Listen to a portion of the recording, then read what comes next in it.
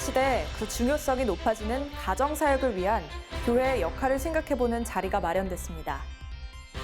오랜 내전을 겪고 있는 후티족 반군과 예멘 정부군 사이의 대규모 포로 교환이 얼마 전 진행됐습니다. 그 의미 현지 특파원 연결해 확인해봅니다. 포스트 코로나 시대 기독 의료인들은 어떤 마음과 자세로 의료 선교에 임해야 할 것인가를 모색하는 자리가 마련됐습니다. 이웃으로서 크리스천으로서 동네 책방을 운영하는 부천 용서점의 박용희 대표를 만났습니다. 전 세계 교회 소식을 전해드리는 월드 리포트입니다.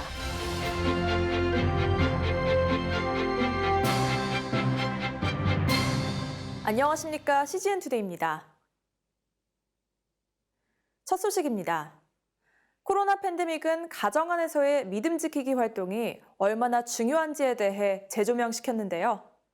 이를 위해 교회가 적극적으로 함께 뛰어야 한다는 주장들이 제기되고 있습니다. 가정사역을 위한 교회의 역할들을 모색해보는 자리가 마련됐습니다. 김현정 기자입니다.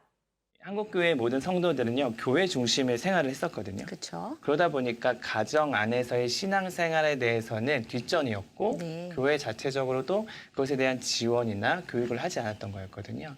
그래서 이 부분에 있어서 우리가 다시 한번 만회를 할 수 있는 계기가 되어야 되지 않을까 생각해 봅니다. 한국기독교 가정생활협회가 최근 개최한 포스트 코로나 왜 가정사역이어야 하는가 대담회에서 가정사역 전문가 백흥영 목사는 코로나 팬데믹으로 인해 비로소 수면 위로 올라온 가정사역의 문제점들을 제기했습니다. 백 목사는 저출산, 동성애, 마약, 가족 해체 등의 어려움을 겪고 있는 현대 가정들의 가장 큰 문제는 가정 안에서 하나님 이야기가 없다는 점이라고 진단했습니다. 가정예배, 성경공부, 찬양 등 가정사역의 도구와 시스템은 다양하게 적용할 수 있으나 그 핵심은 하나님의 이야기가 이어질 수 있어야 한다는 점이라고 백 목사는 강조했습니다. 가정 안에서 하나님 이야기를 하고 있지 않다는 겁니다. 네. 그러니까 주일에는 교회를 나가고 있지만 네. 평일에서는 하나님의 이름을 언급하지 않고 있다는 게 아주 큰 문제인 거죠. 하나님이 없다라고 가르치는 것은 아닌데요. 그쵸. 반대로 또 생각해 보면 하나님이 없다가 아니라 하나님의 이야기를 하고 있지 않다. 대담회에서는 이러한 문제 해결을 위한 교회의 적극적인 역할의 필요성이 대두됐습니다. 사실 가정이 신앙생활을 잘 영위할 수 있는 것은 교회와 가정이 같이 톱니바퀴가 맞물렸을 때 신앙생활을 잘 할 수가 있는 거거든요. 네네. 근데 우선은 교회의 역할이 좀 크다고 생각합니다. 제일 중요한 것은 이 포스트 코로나 시대에 정말 핵심은 저는 그렇다고 봅니다. 온라인 예배냐 오프라인 예배냐 이런 것보다는 정말 각 가정이 혼자 스스로 자립하면서 하나님을 섬길 수 있느냐, 하나님께 예배할 수 있느냐. 이를 위한 각 교회의 노력으로는 부모의 역할이나 가정사역의 필요성을 가르치는 세미나 개최와 캠페인 진행, 적절한 포상 및 가정사역 전담 부서를 두는 것 등이 꼽혔습니다. 그냥 하세요라고 했다라는 것은 사실 무책임한 거거든요. 네. 그런 컨트롤 타워가 있어서 목회자가 되든 아니면 어떤 성도가 되든 상관없이 그것들을 전체적으로 핸들링할 수 있는 누군가가 세워주면 좋겠다. 뭐 가정사역 팀이 생기던거나. 가정사역을 위한 소그룹 모임을 만들어 점검일지를 만들고 체크하거나 가정예배 사례 발표를 통한 홍보, 가정사역의 다양한 매뉴얼 콘텐츠 개발 등도 과제로 지목됐습니다. 3, 4년 전부터 이 교회 학교에서의 화두가 뭐였냐면 어떻게 신앙의 대를 이어갈 수 있을까 여러 가지가 있었는데 그중에 하나가 잡았던 게 뭐냐면 가정이었다라는 걸로 화두가 바뀌었어요. 네. 코로나 시대가 오고 난 이후에 더 빨라지게 됐습니다. 아, 가정이 해야 되는구나. 왜냐하면 네네. 매일 가정에서 보내잖아요. 그렇죠. 이걸 몸으로 체득했으니까 이제 교회와 부모가 좀 연합을 해서 이제 가정사역에 좀 힘을 더 쏟았으면 좋겠다. CGN 투데이 김현정입니다.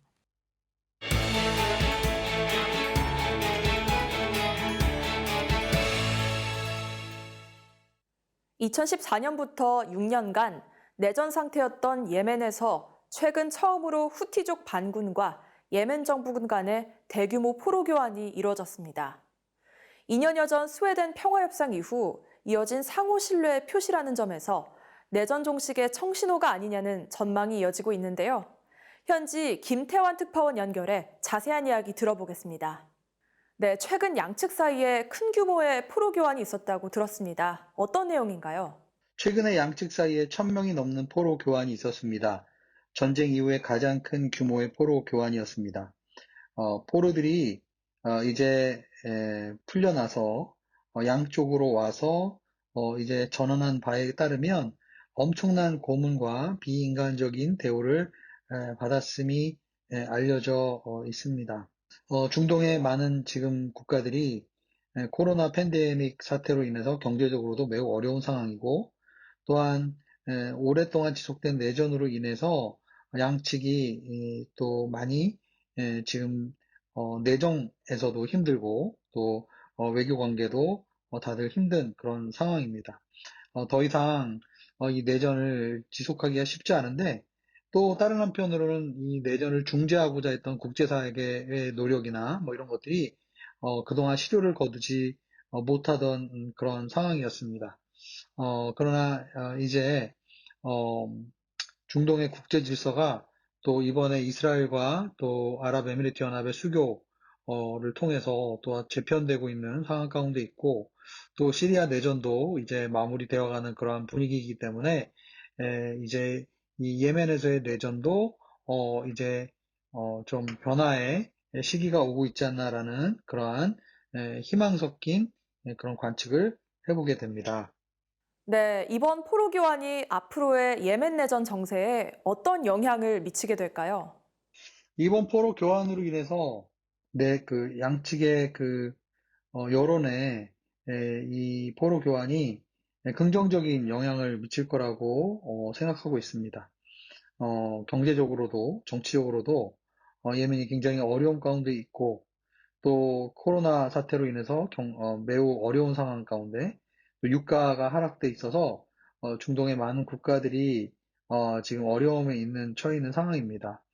그렇기 때문에 내전이 오래 지속될 때는 각자도 이제 정부군과 후티 반군도 계속 압박을 이제 내정에서 받을 수밖에 없는 상황이기 때문에 이번 포로 교환을 통해서 이제 점점 이 전쟁을 좀 더 종식시키고자 하는 노력들이 가속화될 거라는 그런 전망을 해보게 됩니다. 네, 예멘을 위한 기도 제목 부탁드립니다. 예, 현재 예멘은 중동에서 가장 가난한 나라 중에 하나라 내전으로 인해 국민들의 기본적인 의료, 식량, 사회 간접 자본의 지원이 제대로 이루어지지 않고 있습니다. 중동에서 우리의 관심과 기도가 많이 필요한 나라입니다. 현재 남쪽의 예멘인들은 북쪽에서 전기 공급이랑 인터넷이 제대로 공급되지 않아 코로나 팬데믹 상황에서 집에서 재택을 하는데 많은 어려움이 있다고 합니다. 아울러서 예멘은 또한 산악지대에 위치하고 있고 캇이라는 작물을 재배해서 많은 국민들이 그 캇의 이파리를 잎사귀를 이제 말아서 담배처럼 피우는 그러한 나라죠. 이 캇 작물 재배와 또 캇을 태우는 것으로 인해서 많은 국민들이 또 환각 상태에 또 빠지는 그러한 안타까운 그런 이야기들도 있습니다. 예멘은 중동에서 가장 경제적으로 어렵고 또 가장 어떻게 보면 어려운 상황에 있는, 어떻게 보면 시리아보다도 더 어려운 상황이 있다라고 볼 수가 있는데 아울러서 또 그곳에서 사역하던 선교사님들도 대부분 지금 나와 계신 상황이고 외국인의 접근이 사실상 어려운 그러한 나라입니다. 그래서 어떻게 보면 국제사회가 예멘을 돕고 또 예멘에 들어가기가 쉽지가 않은 상황이죠. 하루속히 내전이 종식되고 그리고 국제사회의 문을 열어서 다양한 구호단체와 또 선교단체들이 들어가서 예멘을 도울 수 있는 그러한 날이 속히 오기를 기도해 주시기 바랍니다. 감사합니다. 네, 김태환 특파원, 현지의 생생한 소식 전해주셔서 감사합니다. 포스트 코로나 시대의 의료 선교 세미나가 최근 3일간 줌을 통한 온라인 세미나로 진행됐습니다. 이번 세미나는 코로나 시대 의료 선교의 변화에 대한 이해를 함께 공유하고 의료 선교사들과 기독 의료인들이 갖고 있는 안목을 공유하기 위해 마련됐습니다. 의료 선교사들은 줌을 통해 코로나 팬데믹을 통해 시작된 초연결 시대 플랫폼을 어떻게 의료 선교에 적용할 것인가에 대해 함께 논의했습니다. 특히 대면, 비대면, 원격, 그리고 가상현실 등이 결합돼 오히려 지금보다 더 좋은 의료 선교의 결실을 맺을 수 있게 될 것이라는 기대감도 대두됐습니다. 단기 선교가 주를 이루는 의료 선교에서 단기 의료 선교의 방향성을 어떻게 잡고 나아가야 할 것인가에 대한 토론도 활발히 이루어졌습니다. 조원민 한국기독교의료선교협회장은 코로나로 인해 변화가 많은 현 시대에 우리 의료 선교사들은 의료 현장이라는 삶 속에서 하나님의 뜻을 잘 실천해 나가기 위해 하나님께 집중해야 한다고 말했습니다. 동네 서점을 운영하며 이웃들과 공간을 공유하고 소중한 추억도 나누는 크리스천이 있습니다. 바로 부천의 용서점을 운영하는 박용희 대표인데요. 크리스천으로서 책방을 운영하는 그의 이야기를 들어봅니다. 조준하 기자입니다. 부천시 역곡동에 위치한 용서점. 커다란 유리창 너머로 책방의 주인이 보일 때면 이웃들은 어김없이 방문해 인사를 나눕니다. 박용희 대표는 기독교 출판사에서 일했던 경험을 바탕으로 현재 동네 책방을 운영 중입니다. 이곳에는 이웃들이 기부한 헌책을 비롯해 새 책들도 비치돼 있고 군데군데 기독교 서적들도 찾아볼 수 있습니다. 기독교의 책들 중에서 어떤 일반 독자들, 그러니까 어떤 하나님을 모르는 사람하고도 교류할 수 있는 좋은 다리가 되는 책들이 있다고 생각해서 그런 책들은 자연스럽게 어떤 일반 책들 사이에 이렇게 자주게 꽂아놓곤 했거든요. 그래서 뭐 C.S. 루이스의 고통의 문제라던가. 하지만 박 대표는 기독교인들뿐만 아니라 동네 이웃들 모두에게 열린 공간이라고 말했습니다. 동네 분들한테는 여기가 모두를 위한 공간이다. 그러니까 동네 이웃이라면 누구나 쓸 수 있는 공간이다라고 이 공간을 좀 사람들한테 소개하려고 했던 것 같고요. 하지만 그 공간을 운영하는 어떤 주인인 저는 독실한 기독교인이다라는 거를 특별히 숨기거나 그거를 뭐 가리진 않았던 것 같아요. 박 대표는 온오프라인으로 이웃들과 적극적으로 소통을 이어가고 있습니다. 특히 글쓰기, 필사 모임 등을 통해 오프라인을 통한 이웃과의 소통도 활발히 이어가고 있습니다. 책을 통한 교제는 삶에 대한 깊은 대화로 자연스럽게 이어주기도 합니다. 자신의 내면을 깊이 들여다본다거나 어떤 삶의 어떤 본질적인 질문들을 던지게 되는 경우가 굉장히 많아요. 그래서 이제 그런 모임을 통해서 모임 멤버들이 삶이란 무엇이고 또 고통에 대해서도 생각하게 되고 그러면서 자연스럽게 그런 종교적인 질문 또 그런 본질적인 질문을 하게 되고 박 대표는 이러한 모임들이 소모임 등 교회에서의 공동체와 많이 닮아 있다고 말했습니다. 세상에서의 그런 모임이 갖고 있는 그런 굉장히 기능적이거나 어떤 수단으로서의 모임이 아니라 그냥 이 모임 자체를 중요하게 여기는 거 이런 거는 되게 저는 교회 소그룹에서 가져온 되게 좋은 부분이라고 생각하고요. 이렇게 동네 이웃분들은 그런 형식의 모임을 왔을 때 좀 되게 많이 신기하기도 하고 역곡동에서 용서점을 시작한 이후 이웃들과의 따뜻한 추억들이 많이 생겨났고 SNS로 공유되기도 했던 이러한 이야기들은 최근 책으로 출판되기도 했습니다. 박 대표는 코로나로 인해 힘든 순간들도 있었지만 이웃들과의 교류가 계속되어 온 덕분에 용서점도 지속될 수 있었다고 전했습니다. 박 대표는 기업 등을 운영하며 크리스천이라는 사실을 숨기지 않고 드러낼 필요가 있다고 말했습니다. 내가 가진 거를 그대로 드러내면 상대방도 또 손님들도 그거에 대해서 솔직하게 반응하면서 자연스럽게 신앙적인 대화 또 어떤 이런 종교적인 부분에 대한 고민 이런 것들도 저희가 모임에서 많이 나누거든요. 그런 것들이 잘 쌓이면 결국 그걸 통해서 복음도 전해지고 또 이 지역 안에서 혹시라도 교회에 대해 오해하고 있던 사람들이 있다면 이런 대화를 통해서 오해도 풀 수 있고 박 대표는 더 많은 곳에서 이웃 간의 친밀한 교제들이 생기고 크리스천의 가치가 지역사회까지 널리 퍼져나가길 바란다고 전했습니다. CGN 투데이 조준하입니다.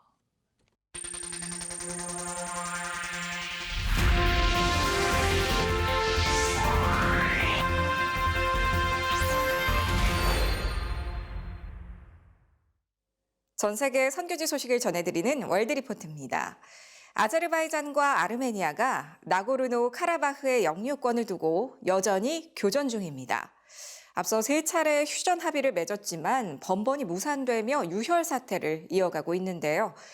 교전으로 폐허가 돼가고 있는 현장에서 소식 전해드립니다. 전쟁의 폐해를 고스란히 드러내는 현장입니다. 아제르바이잔이 미사일 공격을 받은 이곳은 병원이었습니다. 병원은 진료를 시작할 준비를 마친 상태였는데요. 병원 근처엔 군사시설이 없습니다. 아제르바이잔이 의도적으로 민간 기반 시설을 파괴하고 있는 걸로 보입니다. 아제르바이잔, 아르메니아 양측은 잔혹 행위를 벌이고 있다면서 서로 비난합니다.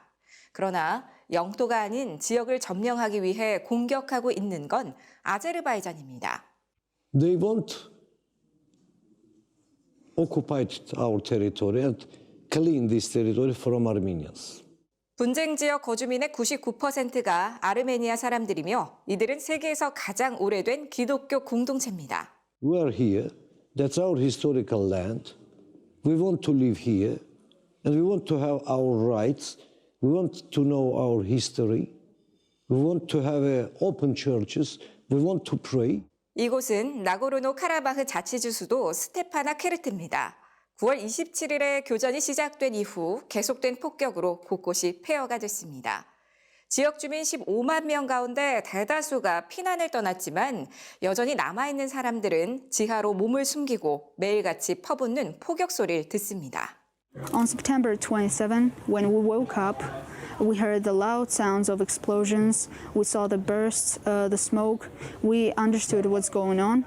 And my dad told us to take all of our things and to go to his shop's underground cellar. 83세의 로사는 폭격으로 집이 무너질 때 그녀의 뒤에 보이는 방에서 자고 있었습니다.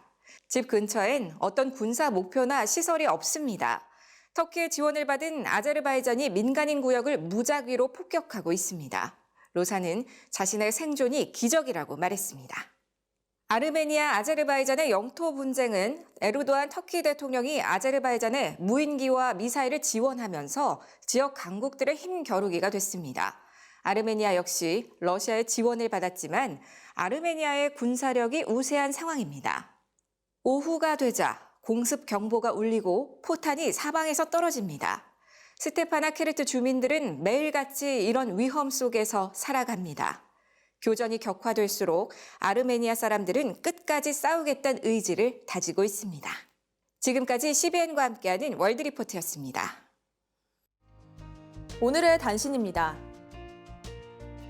라이프 오프 기독교 자살 예방센터가 오는 14일 자살 유가족을 초청해 11월의 크리스마스 문화 행사를 개최합니다.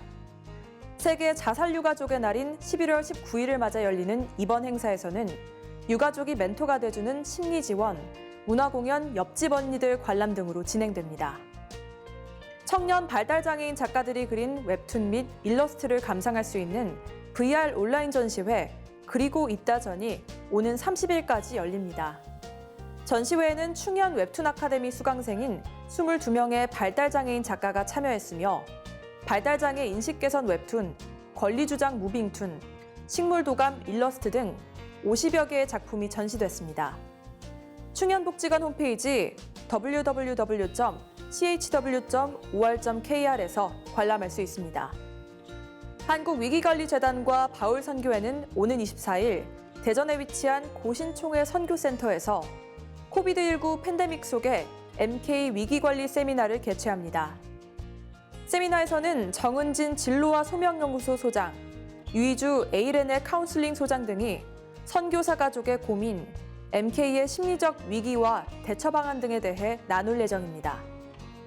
한국 그리스도교 신앙과 직제협의회가 오는 11일부터 12월 8일까지 팬데믹 시대 타자를 사랑하는 방법이라는 주제로 2회 에큐메니칼 문화예술제 온라인 전시회를 개최합니다. 홍성담, 김봉준, 최병수 등 작가들의 작품이 전시되며 시민들이 참여하는 사진 공모전 팬데믹 시대의 기록에 선정작들도 소개됩니다. 위로와 쉼을 주는 10여 곡의 음악, 팬데믹 시대를 살고 있는 청년들과 종교인들의 토크마당 2편으로 구성됩니다. 세상이 멈춰도 복음은 멈출 수 없습니다. CGN투데이는 더 넓게, 더 지혜롭게 세상에 바로 서고자 하는 그리스도인들을 위한 눈이 되겠습니다. 시청해주셔서 감사합니다.